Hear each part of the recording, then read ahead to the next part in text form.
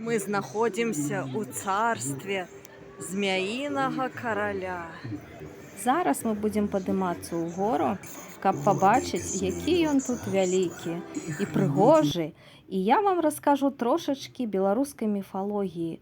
Змейны цар або вужовы кароль – гэта такі уладар усіх змей, якіх ён на ўзвіжанне перад зімой вёў за сабой у змяіны вырай. І калі перад ім паслаць рушнік, ён можа даць ражок сваёй чароўнай кароны.